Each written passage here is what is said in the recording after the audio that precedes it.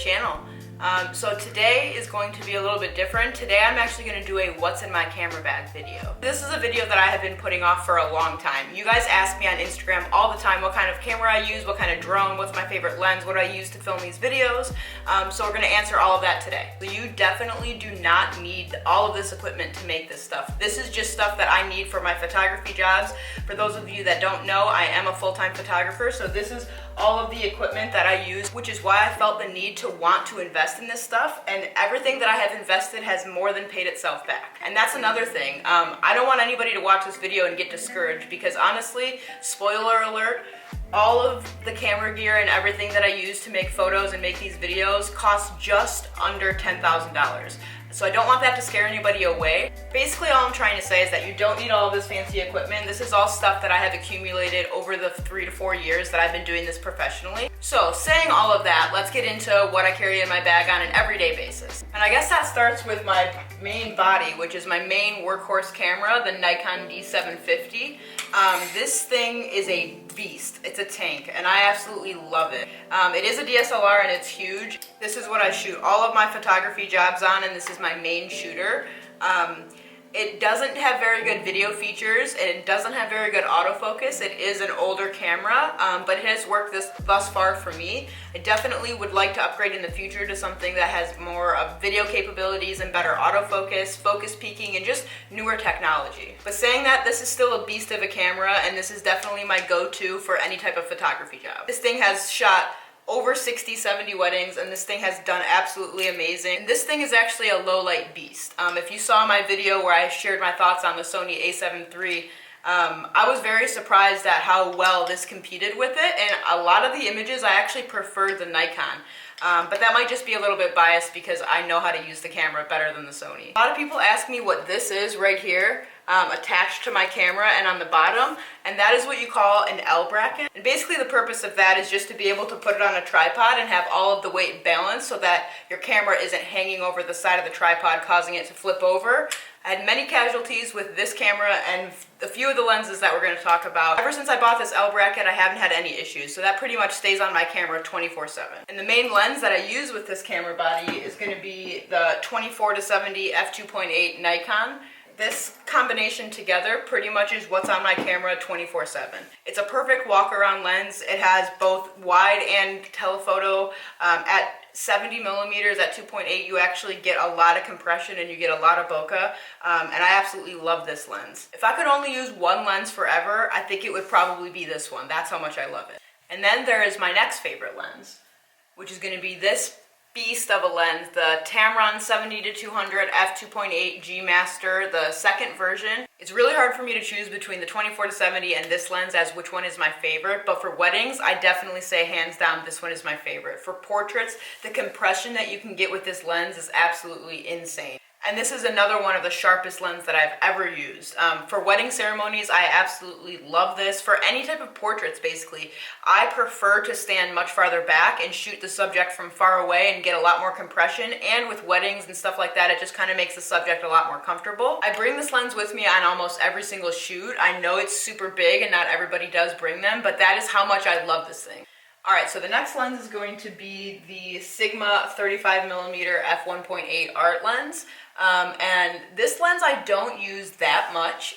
Everybody loves these Sigma lenses. They're really, really popular because they're great glass for a very cheap price. I think you can get the Nikon version for like $600 to $800. The 1.4 aperture is amazing, and which makes it perfect for low light situations. And yeah, it's just a great 35mm prime. The 35mm is the closest focal length to what our eyes see, so it's a great lens to have in your kit. I don't use it all the time, but it is great. I do prefer the 35 over a 50. I do like something a little bit more wide. But yeah, great little lens for good value with this one.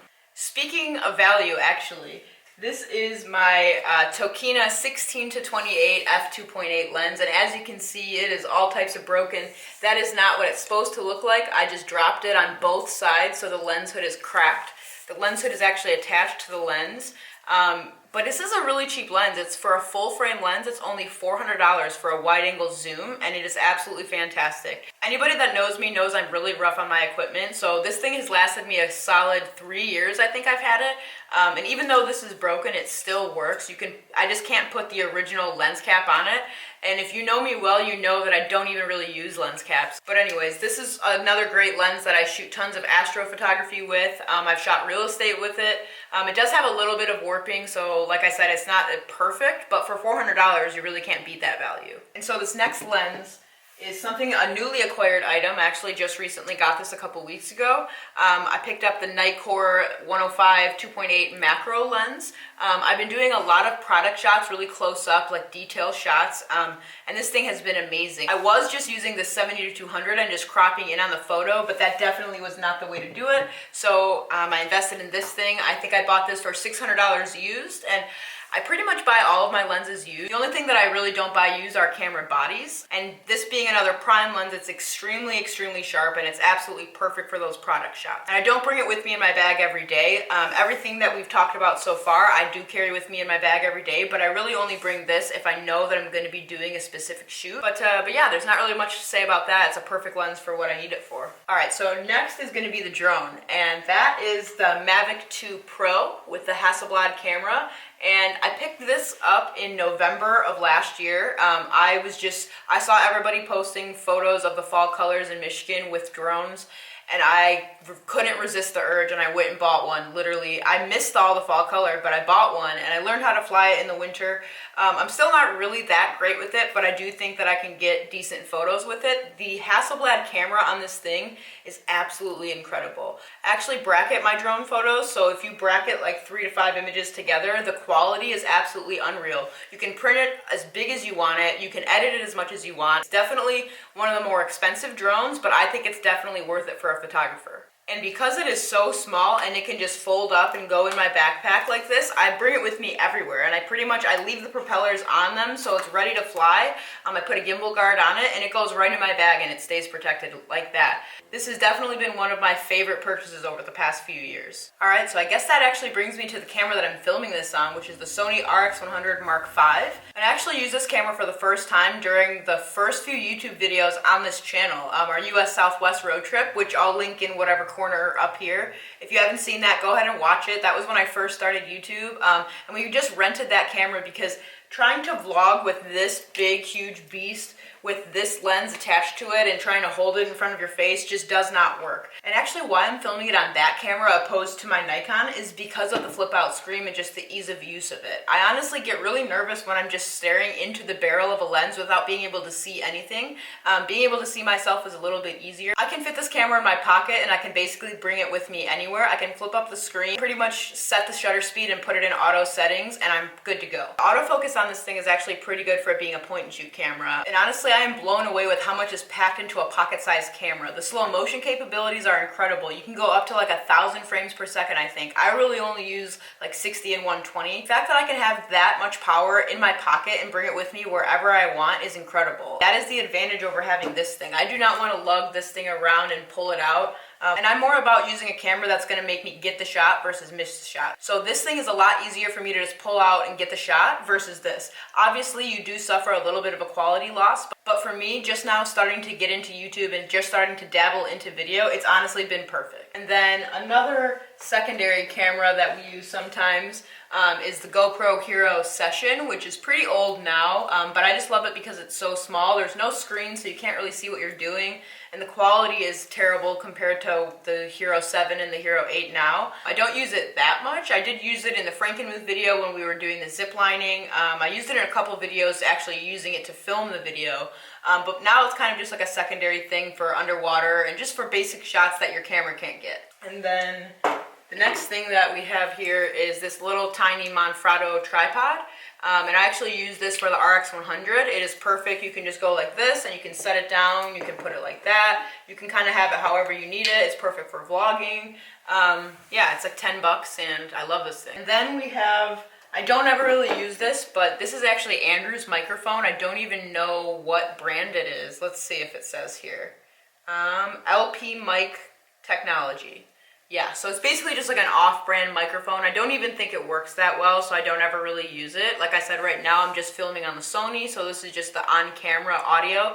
And I do plan on changing that soon, so thank you guys for bearing with me on this terrible audio. But yeah, that's pretty much it for camera gear. I have the drone controller here for the Mavic 2, which I use all the time. And then I also carry these hard drives with me. And this is the 1 terabyte Sandisk Extreme Pro SSD, and it is tiny. I mean, look at it. It is literally smaller than the size of my palm. And having this thing plugged in and attached to my computer is much easier. It's much faster to edit and transfer stuff. It's faster to edit video off of, and you just don't have to worry about it. They advertise that you can get it wet, and it's a lot more rugged. You can clip it to your keychain and have it clanking against stuff, and you don't really have to worry about it. Because these spinning drives, this is the Lacy 4 terabyte rugged hard drive, and I do love this thing, and I haven't, knock on wood, had any problems with the Lacys yet, but they are spinning drives, so the failure rate and the chance of it failing is going to be a lot higher. And if you drop these, it's pretty much game over. Where if you drop this, you're not in that big of a risk. It should hold. And I basically store all of my photos on here. Big wedding galleries and all big projects go on this 4 terabyte. And this is basically my working drive. So everything goes on here first and then gets backed up to here, which then gets duplicated on another hard drive. And I work off of here. And then once everything is exported from here, I delete it and back it up on multiple hard drives, and then this is clean, and I can start working on new projects. So yeah, I think that is, oh, you know what? There's one thing I almost forgot. The tripod. So I haven't really been using this tripod a whole lot. It's because I haven't been doing a lot of long exposures, which I'm planning to do in a video very, very soon, so stay tuned for that. But yeah, this is a Benro tripod, a Benro A1980F. Wow, that's quite the name. But it's basically just an aluminum travel tripod. The reason I like it is because it has these clamps instead, oh shoot, whoops. And the reason I like it is because it has these clamps right here that clamp like this instead of the switchy things. I absolutely hate those things, and just basically it just has a basic ProMaster head on it. But yeah, it's just your basic tripod. I can attach this to my bag. Oh, and the bag. I haven't even shown you guys the bag yet. Let's do that. Alright, so here is the bag, and this is a Manfrotto. Alright, so I can't find a name for this thing, but I will put it on the screen and put a link in the description. All of this stuff is going to be linked in the description, and I am going to make a blog post as well. But it's a Manfrotto backpack, and it's just your basic travel bag. The reason that I like it is because it opens from the back like this, so I can put my drone and my 2 lenses there with my 70-200 right here. And I put my camera up on this top thing right in here, so my camera and 1 lens can fit in here. It's got tons of stuff. It's got a laptop sleeve here. Yeah, it's just your basic backpack, nothing too fancy here. And I'm trying to think if there's anything else. I guess that we could talk about the MacBook. This is my 2015 MacBook Pro, and this thing is amazing. It's the only laptop I've ever had. It's a 2015 version, so it's definitely not the fastest. It doesn't handle 4K footage the best, but honestly, I don't need anything super powerful yet. And basically, I just haven't really felt the need to upgrade yet. I know that they just released a new MacBook, which is amazing, but I just don't think that I'm ready to drop a bunch of money when this thing works perfectly fine. I probably will need to upgrade if I want to start editing 4K footage, but for now, this thing has been perfect. After years of photography, that is just the kit that I prefer to bring with me on a daily basis.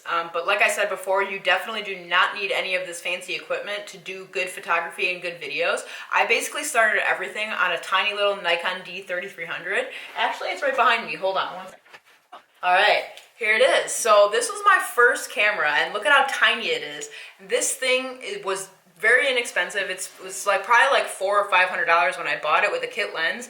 I went to Best Buy and just asked them what the best camera that they had, and I don't think the guy knew anything about cameras, and he basically just sold me that.